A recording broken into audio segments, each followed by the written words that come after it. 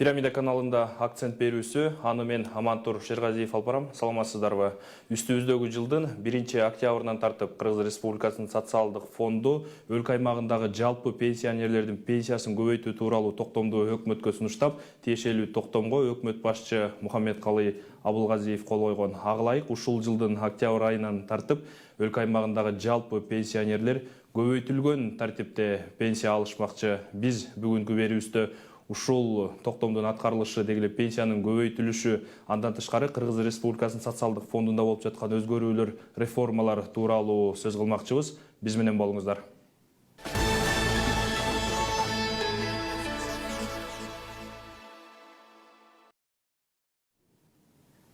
Урматтуу телекөрүүчүлөр, бүгүнкү биздин суроолорубузга жооп берүү үчүн студиябызга Кыргыз Республикасынын социалдык фондунун төрагасы Ирсалиев Медер Эсенкуловичти чакырганбыз. Урматтуу Медер Эсенкулович, саламатсызбы? Студиябызга кош келипсиз. Анда эмесе ушу биз маегибизди баштай берсек, эң алгачкы эле суроо ушул болсун. Мына ушул айдан тартып пенсия көбөйтүү тууралуу өкмөт башчы токтомго кол койду. Ушул токтом кандай тартипте аткарылат дегеле, пенсия канча пайызга көбөйтүлдү, каражат кайдан табылды, ушуларга кенен токтолсоңуз. Рахмат. Негизи мамлекеттик социалдык камсыздандыруу, мамлекеттик пенсиялык социалдык камсыздандыруу жөнүндөгү Кыргыз Республикасынын мыйзамына ылайык социалдык фонддун бюджетинде каралган каражатка жараша жыл сайын ошо пенсиялардын өлчөмдөрү индексацияланат. Анан быйылкы жылы дагы жыл сайын бул ушул 1-октябрдан болуп келатат. Быйылкы жылы дагы өлкө башчыбыз ушул 2 токтомго кол койду.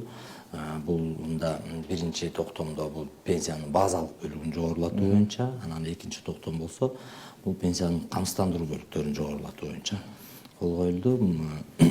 Жалпы республика боюнча бүгүнкү күндө 667 000 пенсионерге жогорулатуу жасалып атат. Бул жерде эми базалык бөлүгүн баягы пенсионердин жашоо минимумунан ылдый болгон пенсионерлерге гана базалык бөлүгү көтөрүлүп атат. Бул 100 сомго көтөрүлүп атат. Себеп дегенде бул орточо эмгек айлыктын, былтыркы орточо эмгек айлыктын 12%-тан кем болбош керек базалык бөлүгү. Биз ошон үчүн ошондой механизм менен индексация жүргүзүп атабыз. Андан тышкары камсыздандыруу бөлүктөрүнө индексация жүргүзүп атабыз. Бул болсо 1,05 коэффициент менен көтөрүлүп атат. Бул жерде камсыздандыруу бөлүктөрү, бирок биз ошол ылдыйкы көрсөткүч порог кылып коюп атабыз да. Ошол 200 сомдон кем эмес. Мисалы, пенсиянын өлчөмү, пенсиянын жашоо минимум деңгээлинен ылдый болгон пенсионерлерге 200 сомдон кем эмес кылып кошуп атабыз. Ал эми андан жогору болгондорго 320 сомдон кем эмес кылып кошуп атабыз да. Ошондо жалпы эсеп менен, орточо эсеп менен алганда камсыздандыруу бөлүктөрүнүн көбөйүшү 10,10%-тан ашыгыраак көбөйүп атат. Жалпы республика боюнча керектелүүчү каражат 659 миллион сом суммасында бюджетте каралган болчу. Ошол суммага көбөйтүлөт. Анан бул ошол быйылкы жылдын эле 3 айына да, октябрь, ноябрь, декабрь айына. Анан мунун ичинде 67 миллиону бул республикалык бюджеттен, бул жанагы пенсиянын базалык бөлүгү республикалык бюджеттен каржыланат да. Ошол себептен 67 миллиону республикалык бюджеттен, ал эми калганы болсо 592 миллион сом бул пенсиялык фонддун бюджетинен калат. Мен бул жерден дагы бир токтолуп баса белгилеп айта кетчү нерсе болуп атат. Бул жылдан жылга республикалык бюджеттен каржыланган пенсиянын базалык бөлүгүн оптимизация кылып атабыз. Жылдан жылга былтыр мисалы республикалык бюджеттен ушул эле көбөйтүүгө 73 миллион каралган болсо, быйыл 63 миллион, то есть азайып атат. Быйыл 38% пенсионердин, жалпы пенсионердин 38%-на ошол жана базалык бөлүгү кошулуп атат да, калгандарына баардыгына толугуна өзгөртүүлөр киргизип атат да. Ошондо орточо эсеп менен 7%-тан именно бул камсыздандыруу бөлүгү 18%-га чейин кошулат. канчалык сот фондго төлөгөн төлөмдөр канчалык көп болсо ошончолук пенсиянын өлчөмү да ошончолук көбүрөөк көбөйөт да. Бул биз ошол жанагы ылдыйкы парокту койгону менен аз алган пенсионерлердин дагы укугун коргоп атабыз дагы, и ошол эле убакта көп алган пенсионердин да укугу корголуп атат да. Өлкө аймагында ушу эң жогорку пенсия канча, дагы эң төмөнкү пенсия канча бүгүнкү күндө? Эми Ортодо адилетсиздик бар да. бул жерде ачык айтыш керек. Төмөнкү алган пенсия же болбосо жогорку алган пенсия деп бизде мындай бөлбөйбүз. Бизде орточо пенсия деп эсептелет. Бүгүнкү күндө орточо пенсиябыз 5800 сомдун тегерегинде 5820 сом болот. Орточо пенсия.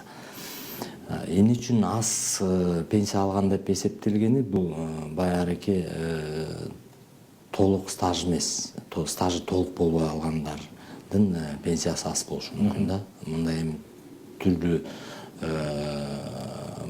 ар бир кишинин өзүнүн иштегенине жараша, сот фондко төккөн төгүмдөрүнө жараша гана пенсия чектелет да.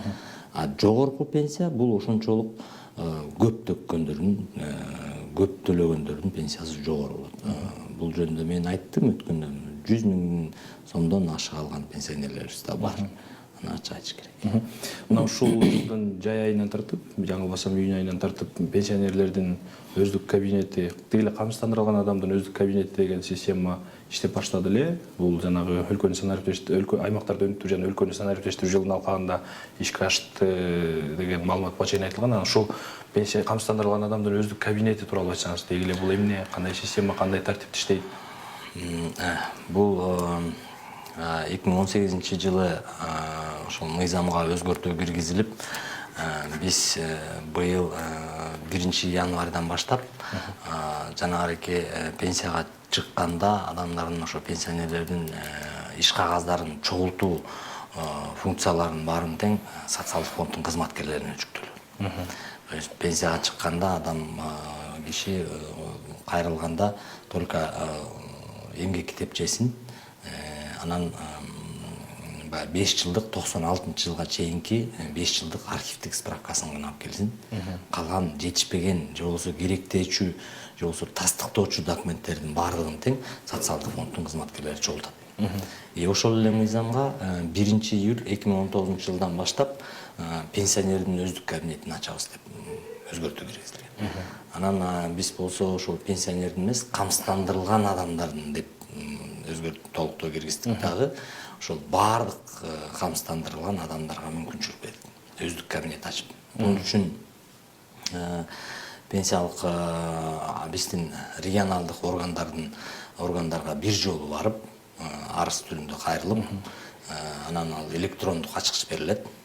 Ошол электрондук ачкычты алып алып, интернет болгон жерден ошол өздүк кабинетке кирип, өзүңдүн номериң менен, өзүңдүн эсеп счетуңда канча акчаң бар, топтомо компонентиңде эмне маалымат бар, пенсияга кандай чыкканга мүмкүнчүлүк бар, укуктары бар, ошонун баарын кылса болот. Ошол эле убакта арыз калтырса болот. Ошол өздүк эсептеги болгон маалыматты алса болот. То есть бул соцфондко бир жолу келип ошол ачкыч алгандан кийин ал үйдө отуруп алып эле ошол керектүү маалыматты, банкка барса, мисалы, например, кредит алып атат, кредит алган маалда ошол өздүк кабинетине кирип туруп, өзү ошол справканы чыгарып, биз жанагы QR код деп коебуз го, бул печать сыяктуу болот, кол коюлган дагы болот, ошол QR код менен чыгарып, ошол справканы алып барып банкка берсе, бул толук кандуу справка болуп эсептелинет. Демек, баягы социалдык фонд менен, социалдык фондко төлөмдөр төлөп аткан ар бир адам ушул кабинет аркылуу пайдаланса болот.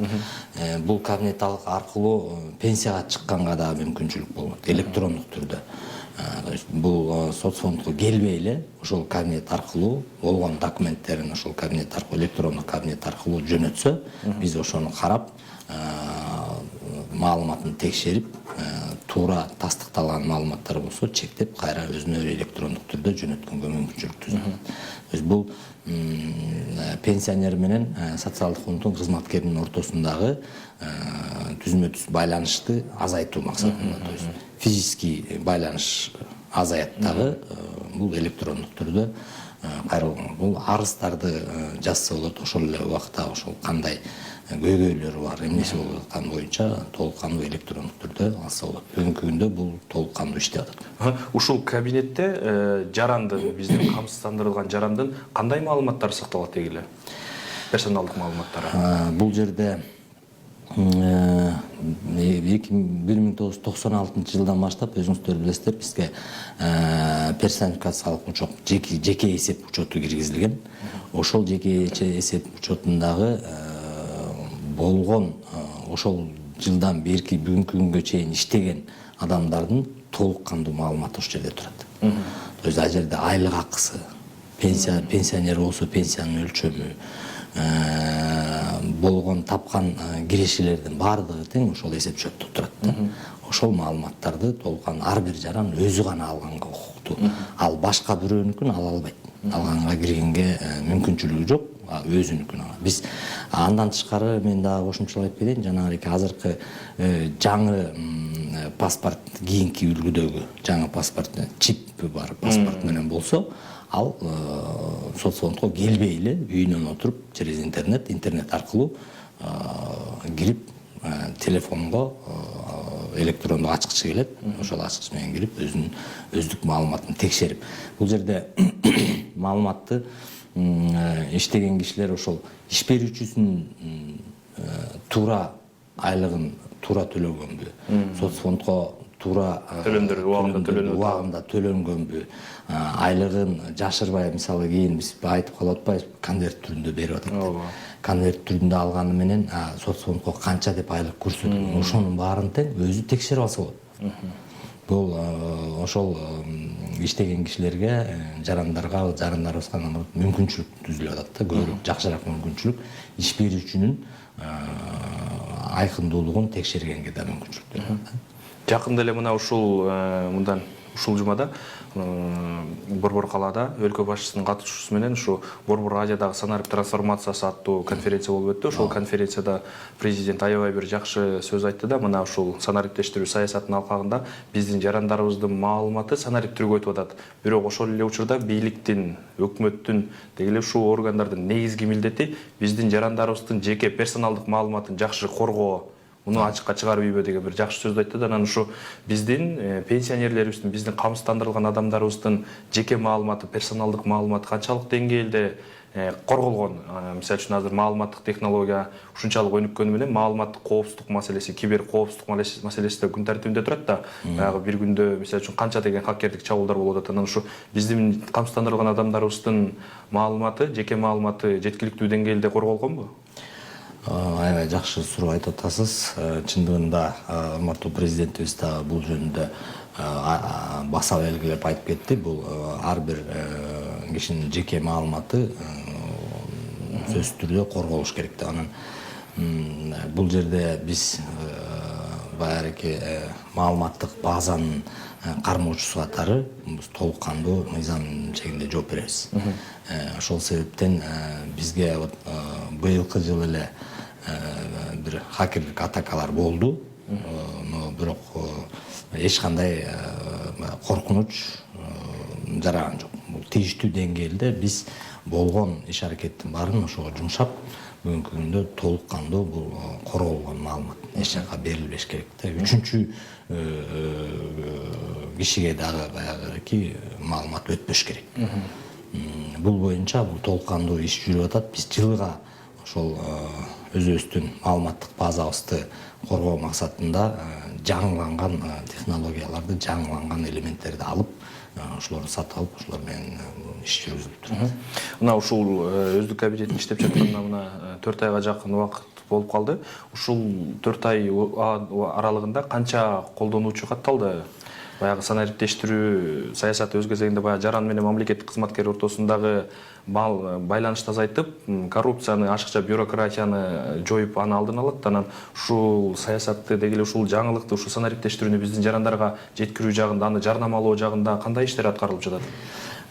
Биз эми колдон келишинче бюджеттин алкагында толук элге таратуу, ушу массалык маалыматтар каражаттары аркылуу дагы буну жаңы ошол жаңы ишке киргенде дагы презентация кылып чоң иш-чараларды өткөрдүк. Бүгүнкү күндө эми бул баягы маалымат иретинде бир 1000 кишинин тегерегиндеги киши бүгүнкү күндө катталганы. Ошонун ичинде мен бул пенсияга чыкканга документ тапшырган 12 киши документ тапшырды электрондук түрдө. Бул дагы болсо бир өзүнчө мен ойлойм кубаныч болуш керек. То есть булар келбей ошол электрондук түрдө документтин баарын тапшырып койду. Арыздар түшүп атат. Анан жанагындай ошол маалым каттарды алгандар болуп атат. Азыр бизде 2 банк менен кредит берүү жаатында жана кредит бергенде ошол өздүк эсебиндеги акчасы жөнүндө маалыматты бизден алышчу да. Аны ошол өзү кредит алып аткан киши жаран өзү келип анан бизден алып кетет. Ал эми азыр ошону электрондук түрдө өткөрүш үчүн биз азыр 2 банк менен пилоттук түрдө иш жүргүзүп атабыз. Ошону толук кандуу. Бул эң биринчи ошол коркунуч болбош керек да. Үчүнчү кишилерге, үчүнчү жакка маалымат өтүп кетпеш керек. Ошон үчүн азыр ошол пилоттук түрдө канчалык ошол банктын жоопкерчилиги, то есть жаран бизге келбейт. Ошо банкка барып туруп, через банк аркылуу өзүнүн эсебиндеги маалыматты алыш үчүн бизге келбей туруп, анан биз ошо банктарды мен азыр иш жүргүзүп атабыз. Кудай буюрса, пилоттук программабыз бүткөндөн кийин биз буну баардык банктарга толук кандуу таратабыз да. Бул жерде ошол биз эң биринчи ошол базанын коопсуздугуна жоопкерчиликтүү болгондон кийин биз аябай ошон үчүн кылдат мамиле кылып, биринчи пилотту көрүп, кандай маалымат чыгып кетпеш керек экенин ошонун баарын изилдеп туруп, анан бул толук кандуу бул дагы берилет да. Бул дагы болсо ошол жарандардын жеңилдиги. Онлайн деп коебуз, онлайн режимде буквально 2-3 мүнөттүн ичинде ошол өзүнүн справкасын банк аркылуу бизден маалыматты алыш керек да. Ушул маалыматта иштелип чыгат азыр. Мына ушул санариптештирүү жылынын алкагында түндүк системасы иштеп жатат да, баягы маалымат алмашуу, мамлекеттик мекемелер ортосундагы маалымат алмашуу системасы. Бул ушул системага азыркы күндө 100дөн ашуун мамлекеттик мекеме кошулду. Анын ичинде ушу социалдык фонд дагы бар. Социалдык фонд ушул түндүк системасына кошулуу менен биздин жарандарыбызга кандай жеңилдиктерди алып келди? Маселен, буга чейин пенсияга чыгам деген жарандар канча документ топточу эле? Ушу санариптешүүнүн түндүк системасы иштеп баштагандан кийин жарандарыбыз канча документ топтошот, канча документти социалдык фонд өзү эле чогултуп коет? Бул жерде эми биринчиден биз түндүккө ачык айтсам биринчилерден болуп киргенбиз, кошулганбыз. Бул 18-жылы кошулганбыз. 18-жылы жанагы камсыздандыруу төгүмдөрүн чогултуу функциясы анда социалдык фонддун өзүндө болчу. Быйылкы жылдан баштап өзүңүздөр билесиздер, бул функция салык кызматына өтүп кетти. Ошол себептен бул жерде биз жазаган көп функцияларыбыз азыр салык кызматы аркылуу болуп калып атат да. Ошол эле жана справкалар, карыз жөнүндө же болбосо төлөмдөр жөнүндө справкалардын баарын тең биринчилерден болуп биз түндүккө байлап биз бергенбиз. Пенсияга чыгуу жаатында азыр өздүк кабинет гана иштеп атат. Өздүк кабинетте азыр биз түндүк системасына толук кандуу кошо элекпиз. Себеп дегенде мен жана жогоруда айткандай, биз ошол банктар менен маалымат, бул жерде эң коркунучу маалымат чыгып кетпеш керек. Өткөндө өзүңүздөр көрдүңүздөр го, бир мегапейдин бир тескери маалымат чыгып кетти. Биз ошол коркунуч пайда болгондон кийин биз ошону токтотуп койдук да, башка эмелер менен. Так болгон мамлекеттик мекемелер менен бул саламаттык сактоо министрлиги менен, социалдык өнүктүрүү министрлиги менен, билим берүү министрлиги менен бизден пенсияга чыгуу үчүн кайсы министрликтер менен, кайсы жергиликтүү министрликтер, ошолордун баардыгы менен биз уже келишим түзүлүп, түндүк системасына чогуу иштеп маалымат алмашуу жүрүп атат бүгүнкү күндө. Жана жарандарыбыздын документ топтоосу боюнча пенсияга чыгам дегендер. Документ топтоосу боюнча мурун 2019-жылдын 1-январына чейин пенсияга чыккан адам болгон документтерин баарын тең өзү алып келчү. То есть бул жерде эми негизги пенсияга чыгуу үчүн негизи жете эле документ.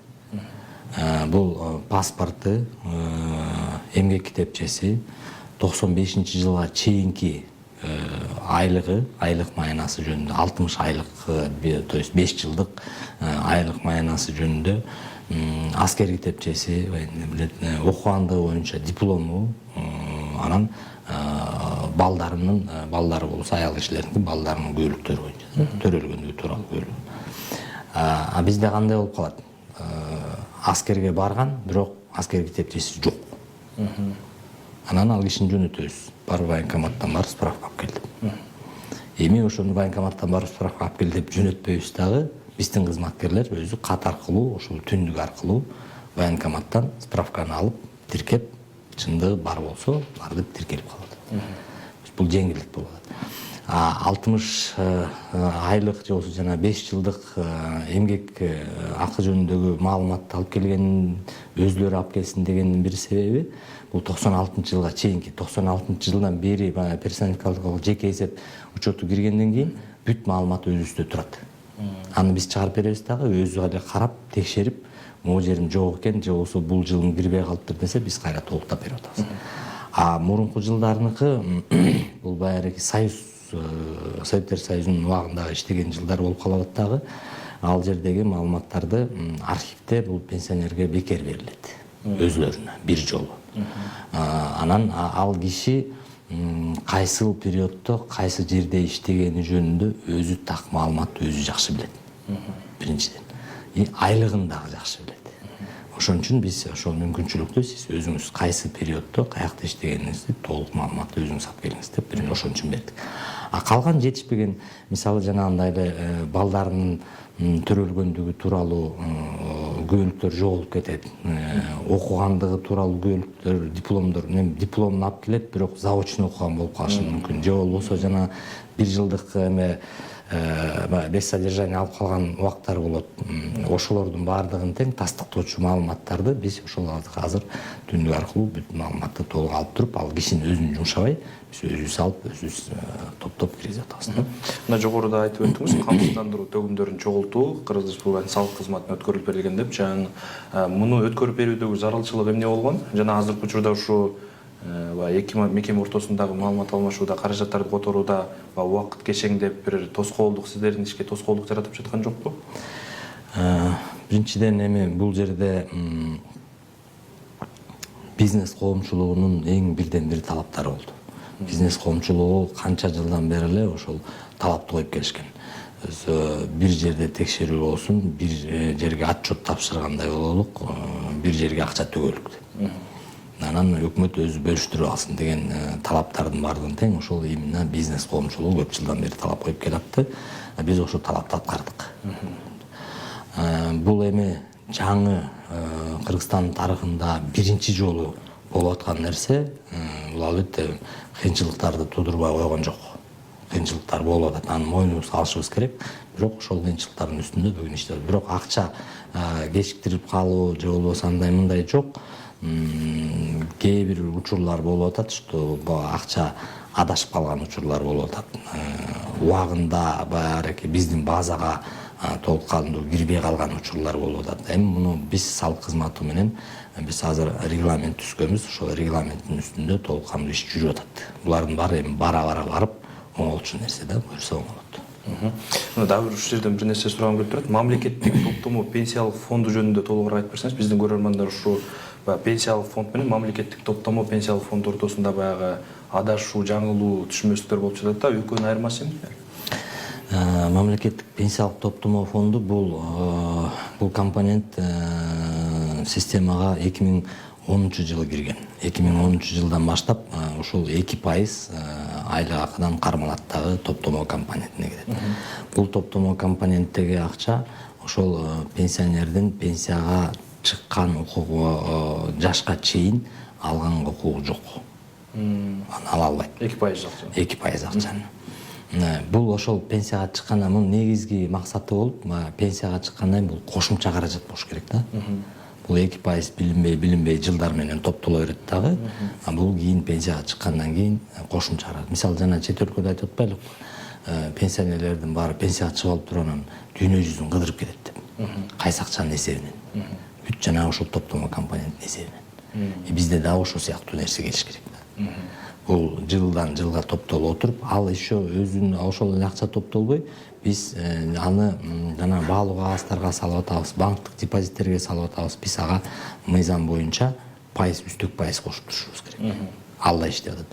Бул жерде дагы бир айта кетчү нерсе, 2018-жылы биз дагы башкаруучу компанияларга алып кеткенге укук бердик. Жарандарга. Бул дагы ошол топтомо компанияның плюсу. Мисалы мен акчамды азыр бүгүнкү күндө топтолуп турган акчамды өзүм ала албайм, бирок биз соцфонд азыраак пайыз берип атат. Мен могу башкаруучу компания көбүрөөк пайыз берет деп алып кетсем болот. Бирок тилекке каршы бизде бүгүнкү күндө башкаруучу компаниялардын өнүгүүсү кичине азыраак болуп атат да. Ошол тиешелүү деңгээлде башкаруучу компаниялар жок, өнүккөн эмес, өткөн эмес да. Ошол себептен ошол жагында ошондой мүчөлүштөр бар. Мына ушул санариптештирүү жылы, аймактарды өнүктүрүү жылында социалдык фонддо мындан башка да болуп жаткан өзгөрүүлөр, реформалар кайсылар? Санариптештирүү саясатын дагы кайсы тармактарда жүзөгө ашырдыңыздар? Эми бул быйылкы жылы былтыр 2018-жылдын декабрь айында Жогорку Кеңеште билим берүү, социалдык маселелер жана билим берүү маданият комитетинде жумушчу топ түзүлгөн. Ошол жумушчу топко бейөкмөт уюмдардан, жарандык активисттерден, депутаттардан, Жогорку Кеңештин өкмөттүн аппаратынан, президенттин аппаратынан специалисттердин баары тең ошол кошулуп киргенбиз. 3 багытта иш жүргүздүк 6 ай ичинде. Бул пенсиялык тарифтик саясат боюнча иш жүргүздүк. Бул жерде топтомо компоненти боюнча иш жүргүздүк. Анан аскер кызматчылары боюнча иш жүргүздүк. 3 багытта, 3 группага бөлүнүп, ошо 3 группа 6 ай иштеп чыктык. Анан кийин биз июль-август айы бүт региондорду кыдырып чыктык. Мен өзүм дагы чыктым, бүт региондордун баарын кыдырып келдик. Ошол жерде көйгөйлүү маселелер, эмне маселе болуп атат. Бул жерде негизгисин айтсам, бул мындай болуп калып атат да, мисалы бүгүнкү күндө тарифтик саясатты алсак, социалдык фондко төлөө тарифтеринин 17-18 түрү бар. Ошол эле убакта пенсияга чыгуунун дагы 17-18 түрү бар.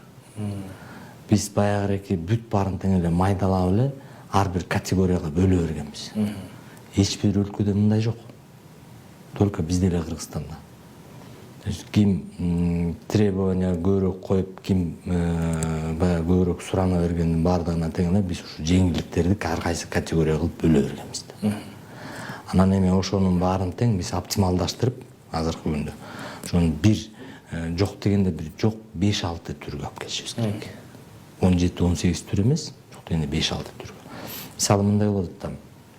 Бул жерде биздин ошол эле жетишкендиктерибиз да бар, ошол эле убакта жетишпегендиктерибиз да болот. Мисалга алсак, уюшулган сектордагы камсыздандыруу төгүмдөрүн төлөгөндөрү орточо 4000 сомдон төлөйт бир киши, бир жаран. Ал эми айыл чарбасындагы жер үлүшүнөн төлөгөн киши айына 20 сом тегерегинде төлөйт. Bir жылга 400 сомго жетпеген тыйын. Bir жылга 400 сомго жетпеген акча төлөйт. Анан эми экөөнү тең 20 жыл төлөсө, 20 жыл тиги иштеп атат, 20 жыл тиги айыл жеринде иштеп атат дагы, бирок экөөнү тең пенсияга чыкканга укугу бирдей болуп калат. Бирөө 5000 сомго пенсияга чыгып атат дагы, бирөө 2500 сомго пенсияга чыгып атат. Теңсиздик жок. Төлөгөнгө келгенде канча эсе? 4000 сом менен 20 сом. 1000 эсе разница болуп атат, 2000 эсе разница болуп атат дагы. Пенсияны алганга келгенде 2,5 эле 2 эсе. Анан ушул жерде калыстыктын баары ошол жакта жок болот. Мунун баары тең келип эле аягында республикалык бюджетке, анан пенсиялык фонддун бюджетине нагрузка болот. Ошонун баарын оптималдаштыруу максатында биз ошол жумушчу топ иштеп чыктык. Бул жерде аскер кызматчылары боюнча дагы Аскер кызматкерлердин пенсиясы чектелиши да булар өзүнчө мыйзам менен чектелет. Ар бир ошол органдар, мекемелердин баардыгы тең, булардын саясаттары өзүндө. Өзлөрү каалаган ошол мыйзамга ылайык чыгып атышат, бирок бүт саясаттын баары өзлөрүндө болот дагы, контроль көзөмөл азыраак болуп атат деген бул жумуш топтун сунуштарынан чыгып атат да, ошоларды карашыбыз керек деп. Эми чынын айтсак, мындайча айтканда 37 жашта аскер кызматындагы иштеген жигитти стажы бар деп туруп, 15 жыл стаж иштеди деп туруп, 37 жашында пенсияга чыгарып коет. 37 жашта. Ошол эле маалда мен жана айтып кеткендей, биз пенсияга түрлүү шарттар менен уруксат бере берип, мисалы 60 жаш менен чыкса болот, 55 жаш менен чыкса болот, 51 жаш менен чыкса болот, 50 жаш менен чыкса болот, 45 жаш менен чыкса болот. Ушинтип эле кете бергенбиз. Анан ошонун баарын оптималдаштырып бир нукка алып келсек, ошондо республикалык бюджеттин дагы нагрузкасын азайтып, ошол эле убакта пенсиялык фонддун дагы жаңы реформалары, пенсиялык фонддун дагы нагрузкасын азайтып, анан баарына бирдей атаандаштык кылган маалда алып келсек. Мен жана топтомо компонентин айтып кетпедикпи? Бул жерде да бир кызыкчылыктар туруп, азыр жаңы өкмөткө токтом долбоорун киргиздик. Мен ошону айтып коюшум керек. Бул жерде биз өзгөртүү киргизип атабыз. Топтомо компонентиндеги топтолгон акчаны биринчи парокту көбөйттүк. Мурун парок 27 000 сом болчу. Азыр биз ошол парокту 130 000ге көбөйттүк. Алганга, пенсияга чыккандан кийин толук кандуу алып кеткенге. Анан инвалиддер биринчи, экинчи группанын майыптардыкын толук кандуу канча акчасы бар болсо толук кандуу алып кеткенге мүмкүнчүлүк берип атабыз.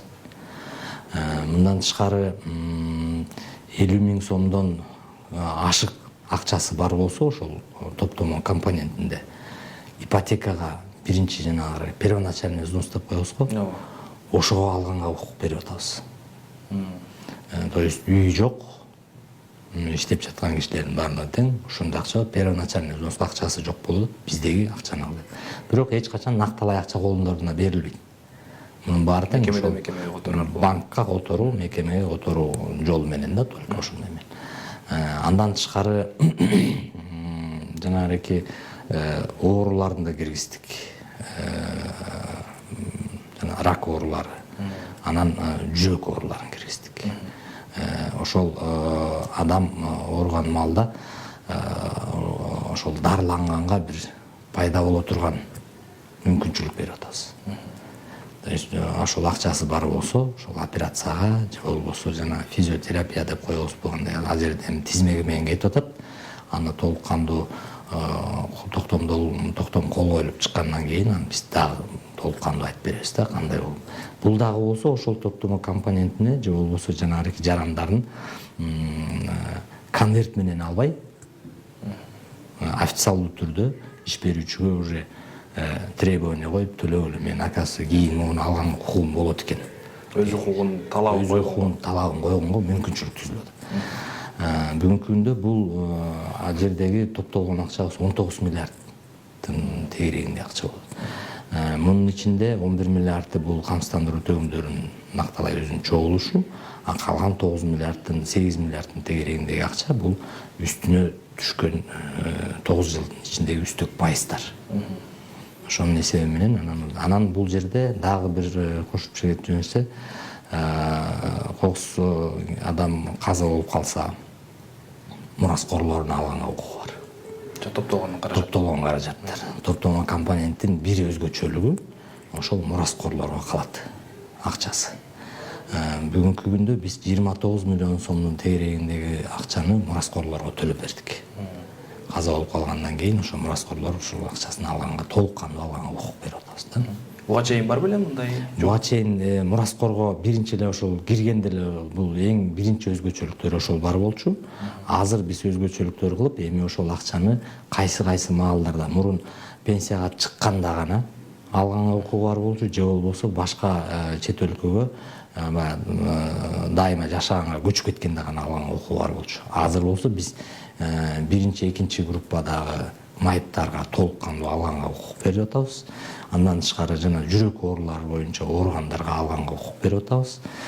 Анан ипотека боюнча жана үй жок болсо ушул үй алып калганга мүмкүнчүлүк берилип, үй жокторго, то есть первоначальный взноско ипотекага первоначальный взноско алганга укук берип атабыз. Бул абдан жакшы жобо, жакшы бир мыйзам экен десек болот. Себеби мен буга чейин уккамда баягы башка иштеген жерлерде баягы же өзгөчө ушу жаш муундун өкүлдөрү баягы мен пенсияга жашына жетпей эле өлүп кала турган болсом мен пенсия албай калып атпайм, андан көрөк мен социалдык фондко төлөмдөрдү төлөөдөн баш тартам дегенди буга чейин укканбыз да. Анан ушул жана оптималдаштыруу саясаты деп калдыңыз. Ушул канча убакыттын ичинде ишке ашып калышы мүмкүн болот? Азыр биз октябрдын аягында пландаштырып атабыз. Итоговый тегерек стол, круглый стол өткөрөбүз, жыйынтыктоо чыгып. Бул жерде аябай көп сунуштар бар. Мен азыр эми аны айтуу кичине эртерээк болот. Себеп дегенде толук кандуу сунуштардын баардыгын тең бир нукка келтиришибиз керек. Ошондон кийин анан муну айтканга мүмкүнчүлүк болот да. Бул жерде ошол жана калыстыктарды жоюшту, калыстык эместерди жоюш керек. Эң биринчиден милдет ошол болот. Аз төлөгөн киши деле ошондой пенсия. Эмне үчүн нааразычылык бизге көп болуп атат? Бул деле эчтеке иштебей жүрүп пенсияга чыгып алды. Мен моунча кырсыл иштеп жүрүп менин пенсиям мынчалай сом болуп калды. 5000 алып атам, эч нерсе иштебей жүрүп 2,5 мың пенсия алып атат. 3000 сом алып атат деген. Биз жылдан жылга жанагындай аз алганга көбүрөөк кошуп келип, 2016 жылга чейин ушундай исте. 2016 жылы жана өзгөртүү киргизгенден толук индексация болуп калды да. Анан ошол нааразычылыктарды жоюш керек. Негизги да. Ошондо оптималдаштырсак, анан жанагы жаш эрте жаш курагы боюнча чыккан пенсия, льготный условия деп коебуз. Жана льготный условия мен айтпадым, бул 17 түр категория менен чыгып атат пенсияга. Ошолордун баарын биз максимально кыскартышыбыз керек. Мен түшүнөм, баягы биздики республика бийик тоолуу шарттар бар, андай бар. Анын баарын түшүнөм. Бийик тоолуу шарттарды карашыбыз керек, майыптарды карашыбыз керек. Ал жагын оор шарттагы иштегендерди карашыбыз керек. Алардын баары каралып, алар сакталып калыш керек.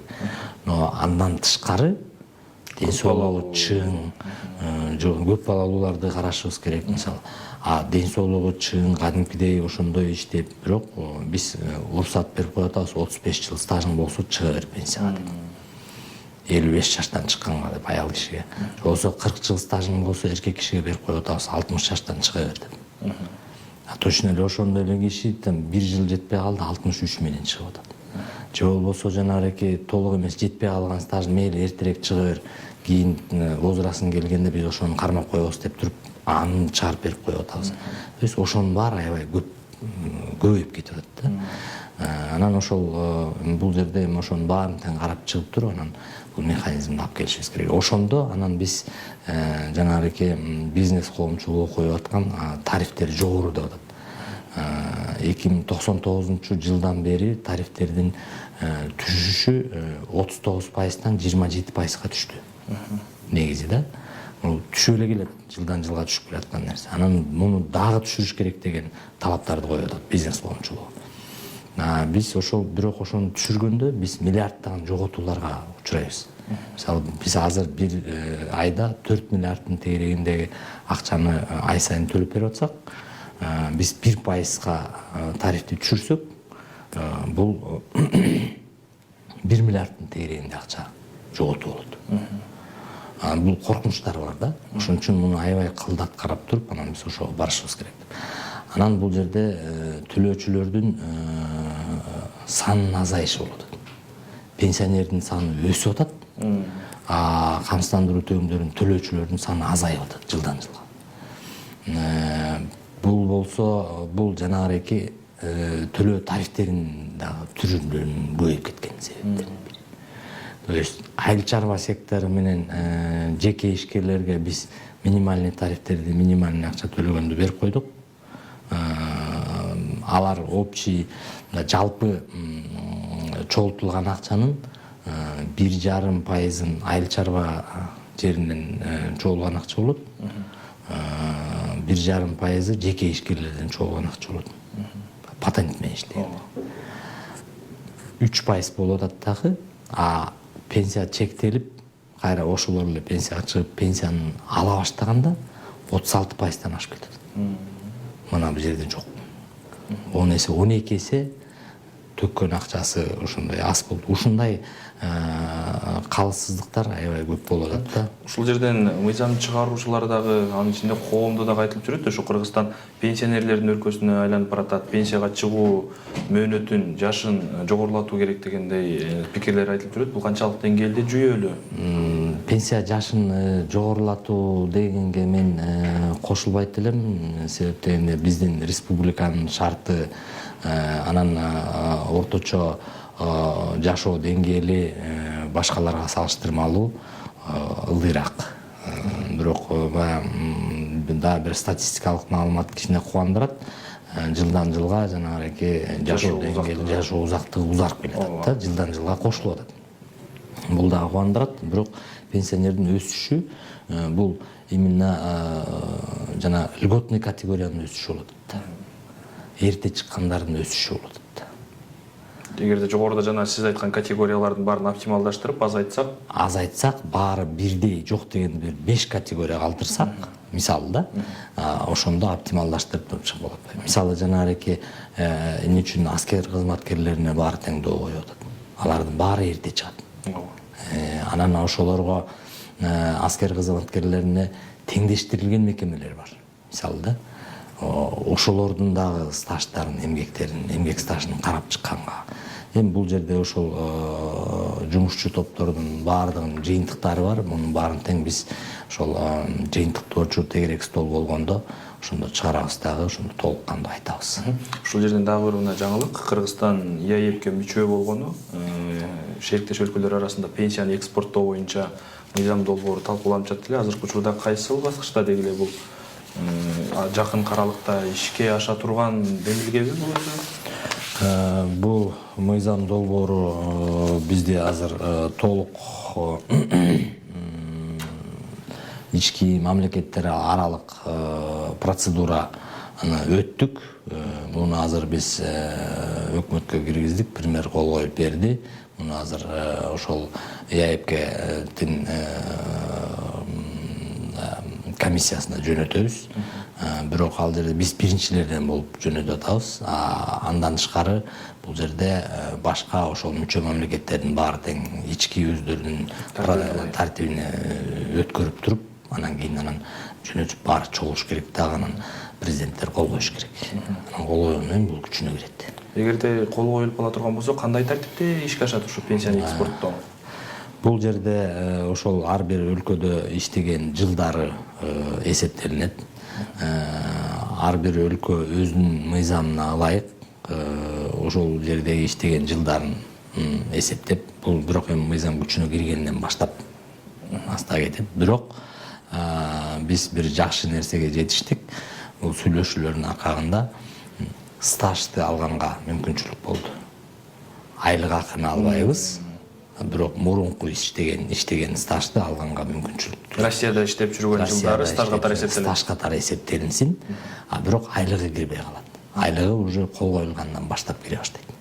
Стажын алабыз, айлыгын болсо мыйзам күчүнө киргенден тартып. Мыйзам күчүнө киргенден тартып. То есть мурунку айлыктары же болбосо кийинки айлыктары эсептелет дагы. Ал жерде иштеп жүргөн стажы тастыкталган, официалдуу түрдө иштегендердин баардыгы тең стажын баары эсептелет.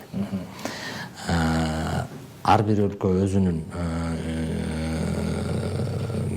территориясында иштеген жарандардын баардыгынын официалдуу түрдө иштегендердин өзүнүн мыйзамына ылайык пенсиясын чектейт. Анан биздин өлкөгө которуп берет. Ал жаран бизге келгенден кийин да. Биз болсо бул жактагы мурунку иштеген жылдары, же кийинки иштеген жылдары болобу, кайсы периоддор болот, ошонун баарын биздин мыйзамга ылайык биз аны өлчөп, чектеп туруп, аны экөөнүн кошуп, анан пенсионерге төлөп беребиз. Бул экспорт пенсия толук кандуу ар бир өлкө өзүнүн экспорттоп турат. Дал ушундай эле келишим бир тууган Түркия Республикасы менен ишке ашып жатып өткөн жылы биздин парламент бул мыйзам долбоорун ратификациядан өткөрүп жактырып берди эле. Анан кийинки кезек ушу Турция парламентинде дегенде кеп айтылды эле. Азыркы учурда бул кайсыл баскычта? Бүгүнкү күндө эми Турция мамлекетинин парламенттин бул ички процедуралары кичине баягыраки татаалыраак экен. Азыркы күндө бул Турция парламентинен өтүп атат. Өткөндөн кийин анан Турциянын президенти кол коюп бергенден кийин гана толук кандуу күчүнө кирет. Биздин тараптан биз жогорку кеңеш толук ратификацияны өткөрүп, урматтуу президентибиз кол коюп берип, биз уже күчүнө киргизип даяр турабыз. Азыр Турция парламенти ар бир өлкөнүн парламенти, ар бир өлкөнүн түзүлүшү ар кандай, ошон үчүн бул жерде биздин ошол Турция мамлекети өткөрүп бүткөндөн кийин гана күчүнө кирет. Бул деле ошол сыяктуу жанагындай экспорт пенсия болот. Башка өлкөлөрдө барбы? Маселен, ушу ЕАЭПке мүчө өлкөлөр, анан Турциядан башка да өлкөлөр. Азыркы күндө биз Корея, Түштүк Корея мамлекети менен келишимибиз бар. Бул жерде бирок аларда пенсия эмес, аларда топтомо компоненти только. Аларда биздикиндей пенсия берип, буларда топтомо компоненти болуп гана эсептелинет экен. Ошон үчүн официалдуу бүгүнкү күнгө 21 киши барып иштеп келген кишилерибиз толук кандуу акчаларын алышты ошол жактан. Уже которуп беришип, ошол толук кандуу мен орточо мындай айтсам $1,5 миң 15 миң долларга чейинки топтомо каражаттарын которуп беришти, алышты. Биздин берүүбүз да аягына келип калды окшойт, урматтуу Медер Эсенгулович. Биздин жарандарыбызга, пенсионерлерибизге кайрылып, саламыңыз болсо, саламдубайыңыз болсо айтып алсаңыз болот. Эркин микрофон сизде. Ардактуу биздин ошол пенсионерлерибизге айтат элем, эң биринчиден ошол ден соолук өздөрүнө, көбүрөөк жашаганга, ошол канча жылдык тапкан эмгек кылган пенсияны көбүрөөк алганга Кудай ошого бир шарт мүмкүнчүлүк берсин дейт элем. Урматтуу Медер Эсенгулович, чоң рахмат биздин берүүбүзгө келип, убактыңызды бөлүп, маек берип бергениңиз үчүн терең ыраазычылык билдиребиз. Урматтуу телекөрүүчүлөр, биз бүгүнкү берүүбүздө Кыргыз Республикасынын социалдык фондунда болуп жаткан өзгөрүүлөр, реформалар, анын ичинде ушу үстүбүздөгү айдын биринчи күнүнөн тартып ишке ашкан пенсионерлердин пенсиясына кошулган каражат тууралуу, аны аткаруудагы механизмдер тууралуу кеп кылдык. Биздин берүүбүз ушуну менен аягына келип жетти. Берүүлөрүбүздү Пирамида каналынын социалдык тармактардагы расмий баракчаларынан жана YouTube каналыбыздан көрсөңүздөр болот. Кийинки эфирден амандашканча сак саламатта туруңуздар.